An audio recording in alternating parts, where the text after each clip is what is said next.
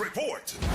Uyon si Cebu City Mayor Raymond Alvin Garcia nga ibalhin ngadto sa South Road Properties kun SRP ang mga buhatan sa Cebu City Hall. Mato ni Garcia, kung galing mitabo ang plano nagkinahanglan kini og anaa sa 500 bilyon pesos ka pondo alang sa tuig 2026. Gipadayag usab sa mayor nga ang kanhi administrasyon ni former Cebu City Mayor Mike Rama may una nga mihimo ini mong plano dinang una nga nagsikutan nga budget ana lamang sa 300 bilyon pesos. Dili pasabot usab ni Garcia nga kung galing magkapadayon sa siyang posisyon isip mayor sa Lagban sa Subo, himuon niya kini nga usa ka flagship project ngadto sa SRP. Gipasabot usab ni Garcia kung galing adto na sa SRP ang mga buhatan sa City Hall, ipabili lamang gihapon ang karaan nga building nga nahimutang sa may Dan Magallanes ug isip usa na lang kini ka heritage site ug mahimo kini nga usa ka museum. Apat riwa usab ni imong plano sa mayor. Gisaway usab kini ni Cebu City Councilor Nestor Archival Sr. gumikan kay matod sa mga konsyal. Usa kini kapag sayang ug pag-usik-usik sa budget sa katawhan, dili kabalakan usab dini nga basin ug mahimo nga sama usab sa mga nangaging project nga sud sa taas ka panahon wa gihapon mahuman hangtod karon sama sa Cebu City Medical Center kon CCMC.